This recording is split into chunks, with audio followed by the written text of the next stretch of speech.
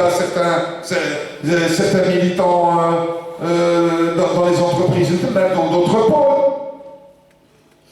L'UGTA, ce n'est pas la direction de l'UGTA, c'est aussi la base, les sections syndicales, etc. Il y a plein de sections syndicales où les gens sont combatifs, c'est des gens propres, c'est des gens qui se battent du point de vue des intérêts des travailleurs, ça existe.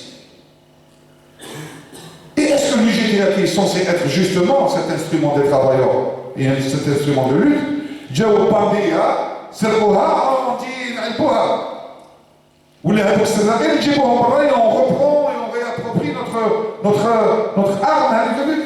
Nous on préfère faire ça, on préfère se réapproprier l'UGTA parce que c'est possible. Parce que c'est possible. Parce que dire l'UGTA doit appliquer, bon, c'est facile de dire ça. Mais dans la réalité, et même d'un point de vue démocratique, la question ne devrait pas se poser comme ça. Parce que cela regarde qui? Cela regarde les travailleurs qui se reconnaissent dans l'UGTA. Les travailleurs qui se reconnaissent dans l'UGTA, eh ben, ils ont le droit de se reconnaître dans l'UGTA. Et nous, on n'a pas le droit d'aller leur dire non, vous n'avez pas le droit de vous reconnaître dans l'UGTA, non. Celui qui veut se reconnaître dans l'UGTA, ben, il se reconnaît dans l'UGTA. Maintenant, nous, on se bat pour une UGTA combative, démocratique, indépendante, comme j'ai essayé de le dire, mais il y a des travailleurs qui sont encartés, nous, par exemple, comme je viens de le dire, à IMC, un exemple, parce que récent, je veux dire, c'est des travailleurs qui se réunissent avec nous tous les jours à Alger. Et ils sont en train d'arracher le droit d'imposer dans leur patron, etc., j'ai cité tout à l'heure, une section syndicale, etc., UGTA. ورفضوا حب يشريهم ب 15% حب يشريهم بلي قالوا لا نحبوا نبنيو نقابه on va leur dire non. On va leur dire non, ne construisez pas la section. Non. Donc c'est-à-dire la question d'éliminer le. Et d'ailleurs même pour le FLN, hein, si ça se trouve, parce que ceux qui disent FLN doit aller au musée, le FLN doit aller au musée, si le FLN décide d'aller au musée, bon. Mais nous on ne va pas se mettre dans le truc de dire s'il y a des gens qui veulent s'appeler FLN, eh ben qui s'appelle FLN.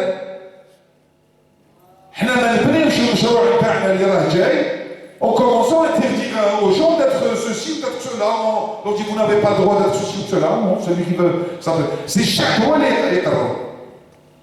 Les FLN alors, mais les FLN, mais c'est comme ça.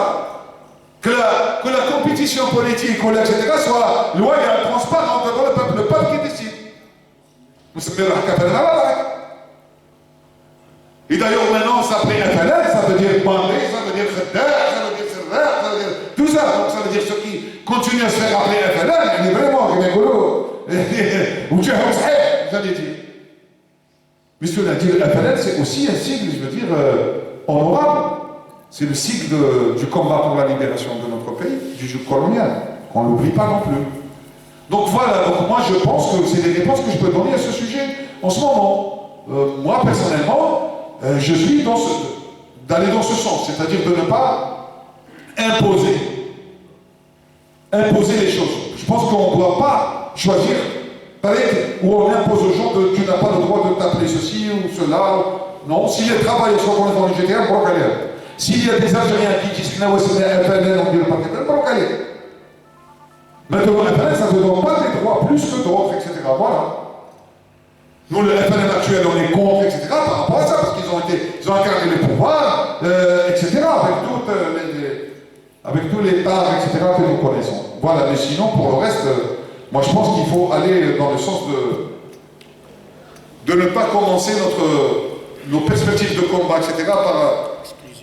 par l'exclusion de qui que ce soit. Voilà, sinon il y a d'autres questions.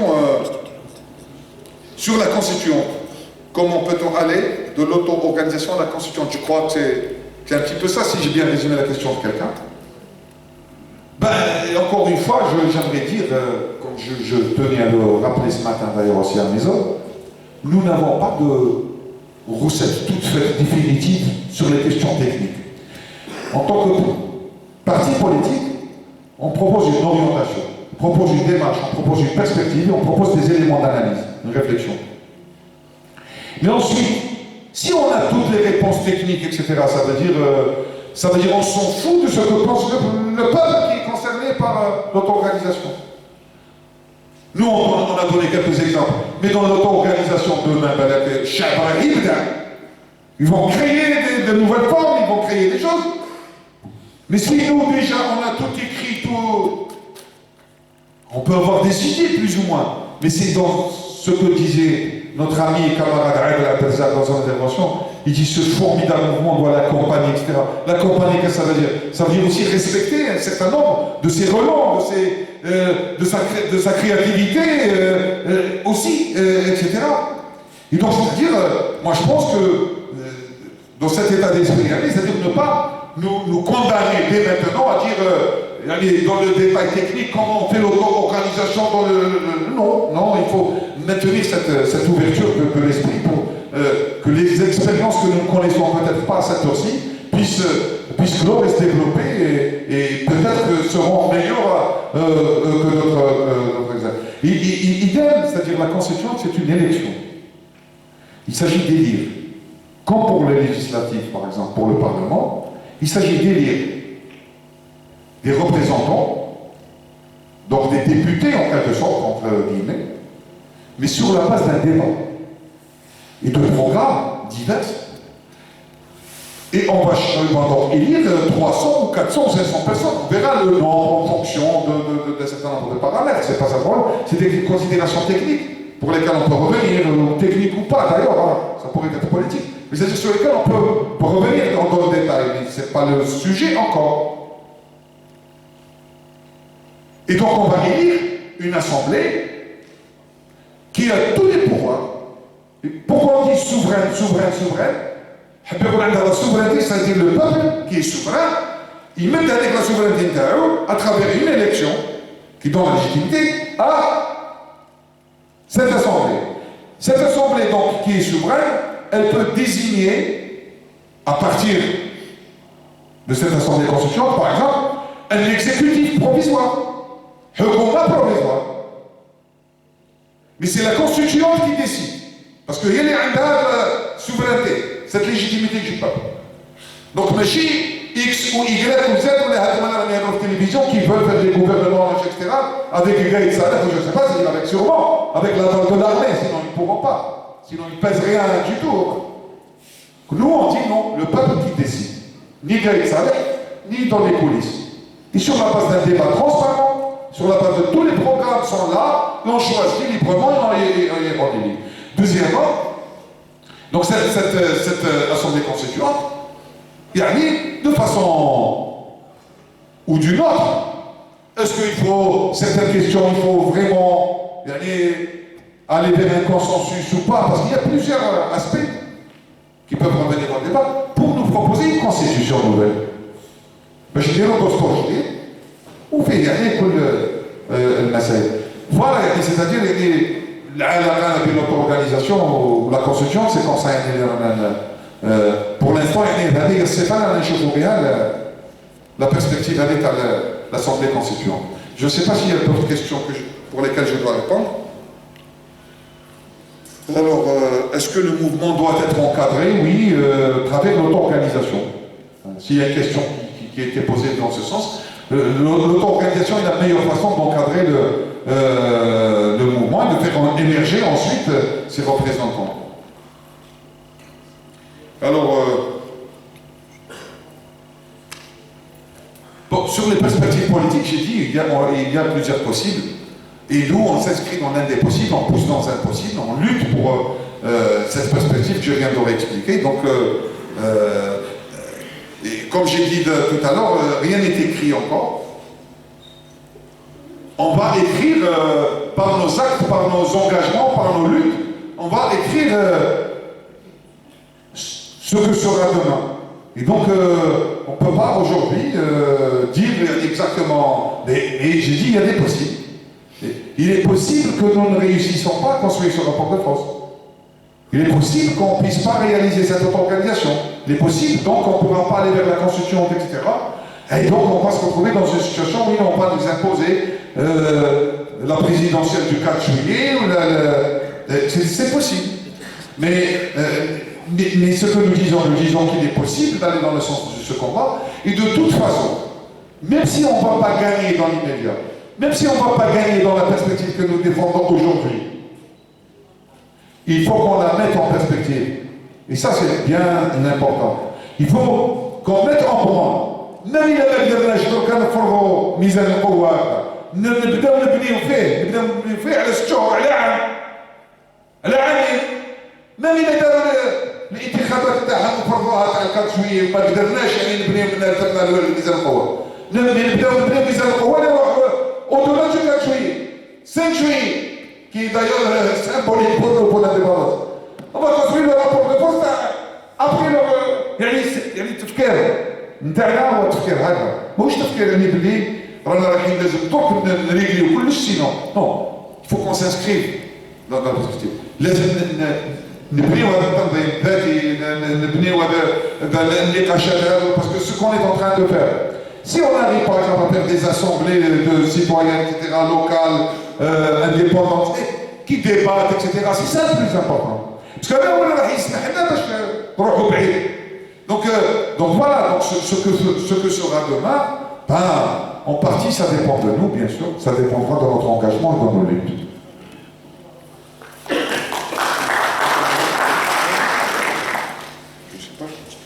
Je sais pas, j'espère avoir pris en charge les préoccupations et les questions qui ont été posées. Voilà, donc on prend peut-être un dernier mot de questions, parce que il était en conférence ce matin, donc il doit être fatigué. Le loaning, j'espère. C'est monsieur Théa Autres. Voilà. Monsieur Rajdi, donc j'ai une question à vous poser. Donc on voit chaque jour des millions de personnes qui descendent dans les rues, qui manifestent, qui demandent au pouvoir, au système de partir.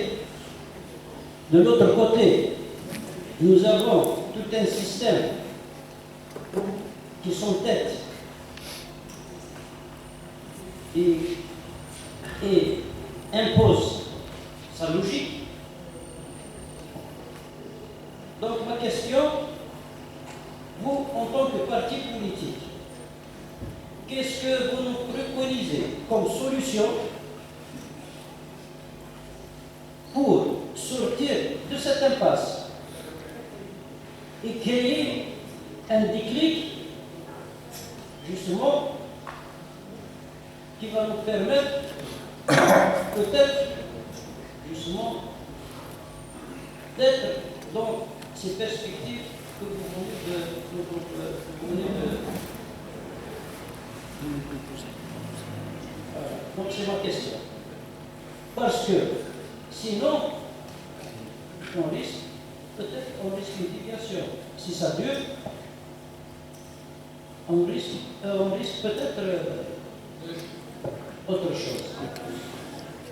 Qui sera négatif, bien sûr, pour le peuple et pour le pays. Je vous remercie.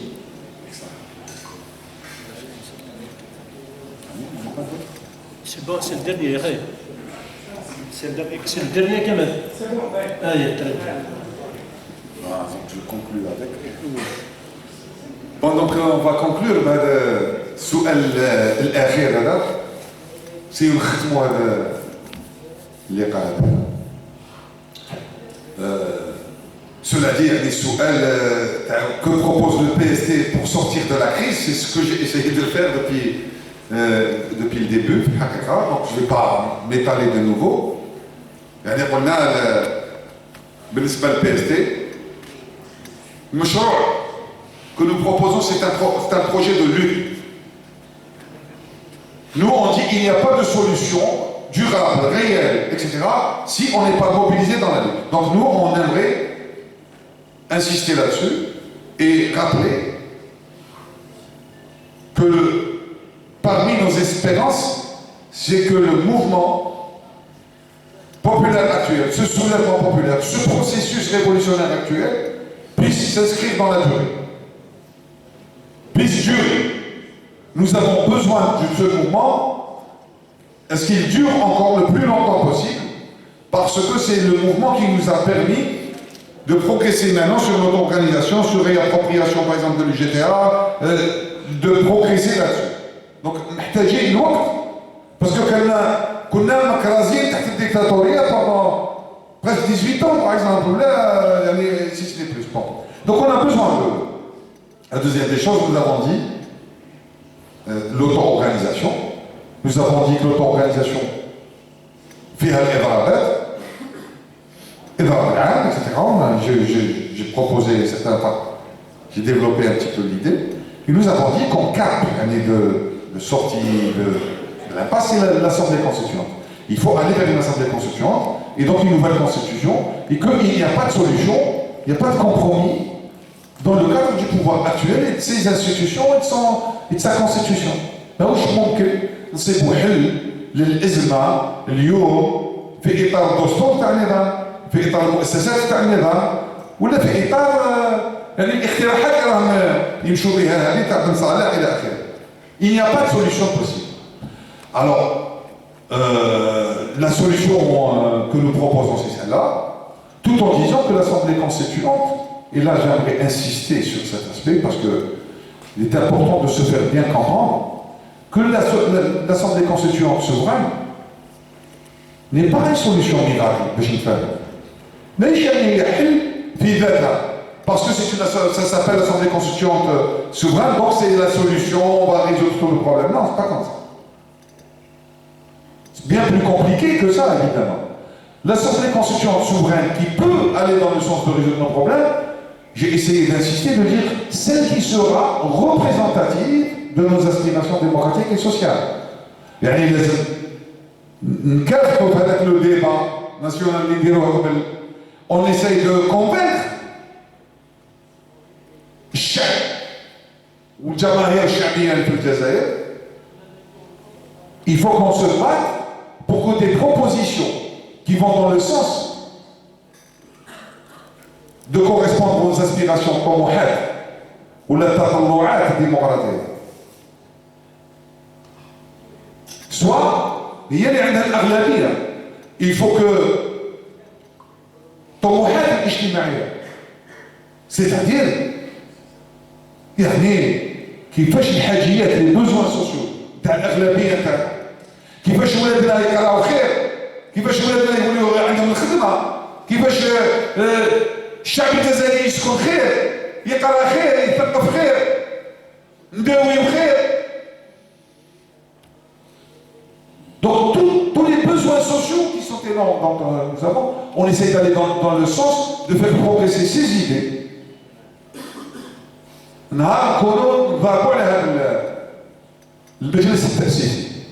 Donc il est très important de dire le cap تاعنا هو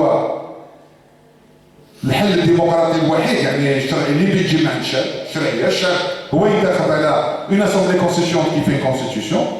Maintenant pour résoudre nos problèmes لازم الشعب يختار ممثلين اللي يهزوا البرنامج هذا اللي يتماشى كي كوريسبون للتطلعات هذوما الديمقراطيه والاجتماعيه. كي يقولوا الديمقراطيه j'ai essayé d'ailleurs au début de donner quelques exemples, c'est-à-dire non seulement les libertés démocratiques, les libertés démocratiques, qui sont, et on a cité généralement, on cite au moins la liberté d'expression, la liberté d'organisation et de manifestation, les libertés syndicales dans le droit de grève.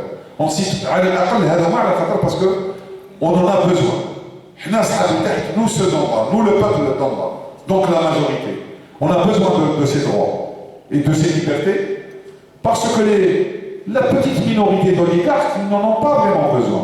C'est pourquoi d'ailleurs ils verrouillent, etc. Parce qu'on va dans la blague. Donc ils peuvent se payer des chaînes de télévision qui font leur propagande, comme on le sait. Les grands patrons, ils ont leur chaîne de télévision, ils ont leurs journaux, ils ont leur... Donc au moins, la liberté d'expression, parce qu'on est à la liberté le pouvoir de l'argent. Et nous, on doit répondre au pouvoir de l'argent par le pouvoir populaire, par le pouvoir de la majorité de notre peuple, par le pouvoir des travailleurs et des masses populaires. Il ne faut pas que ce soit l'argent qui décide. Il ne faut pas que ce soit comme le Parlement actuel, le Parlement, où il y a 160 hommes d'affaires. Parce que quand il y a 160 hommes d'affaires comme c'est le cas de la PN, et bien on l'a vu, l'APN voter les lois les hommes d'affaires, dans les patrons.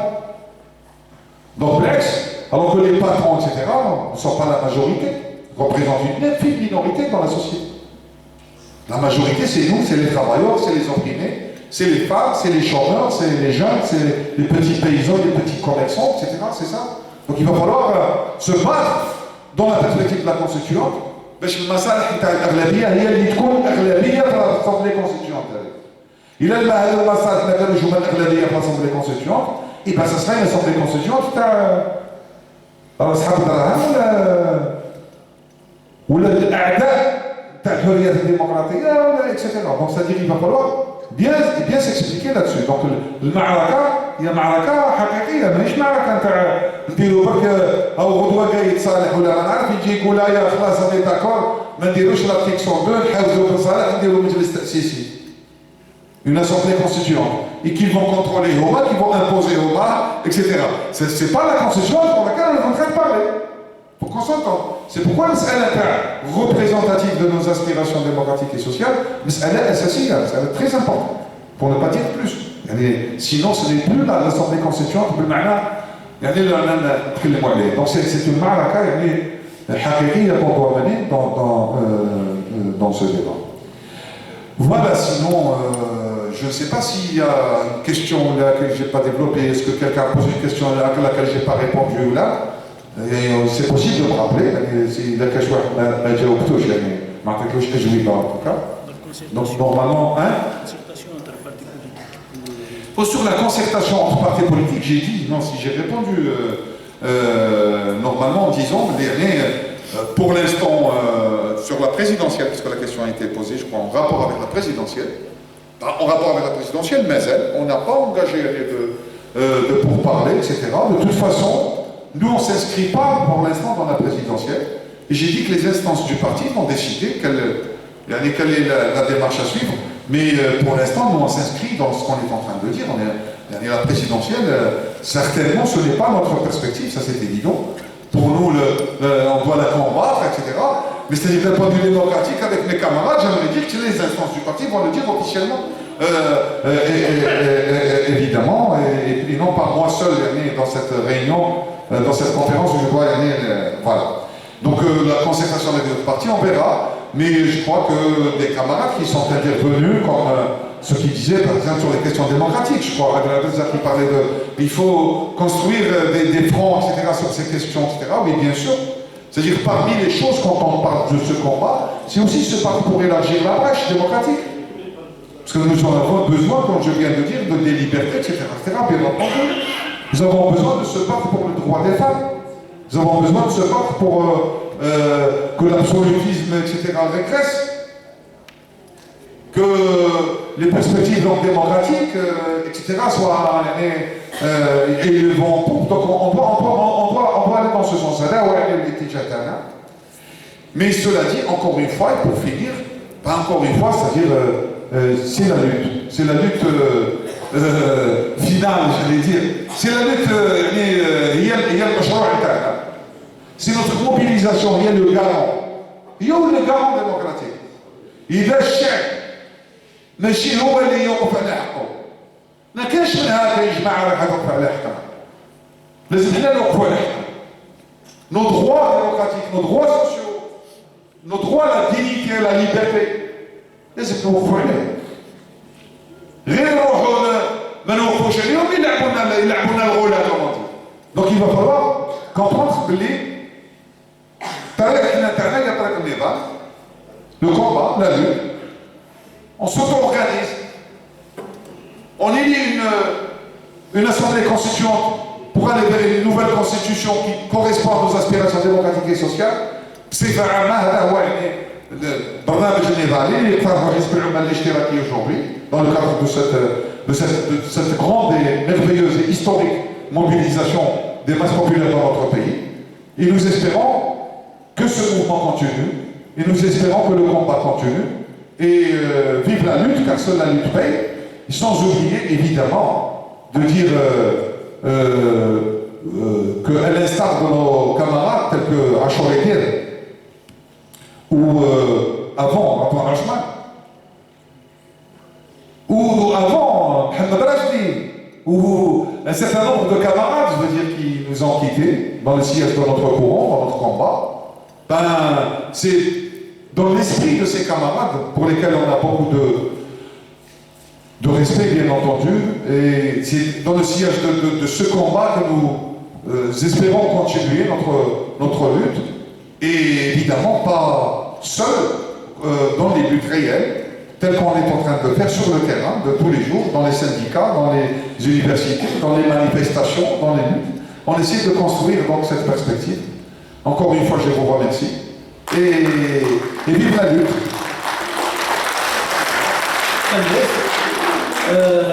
Merci au camarade Mahmoud d'avoir accepté notre invitation, d'avoir répondu à tous nos questionnements. On se donnera rendez-vous le samedi prochain pour un autre invité et pour un autre débat. Donc nous allons recevoir Omar Oulamara. Il va nous parler de la résistance à l'envahisseur et à l'oppression. Donc le rendez-vous est pris pour le samedi. D'ici là, on dit la fin de l'afternoon, un truc comme ça.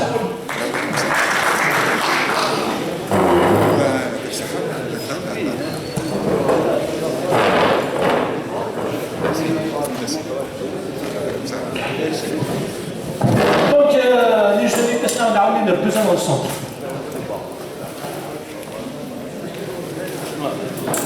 Ça va dans l'ensemble.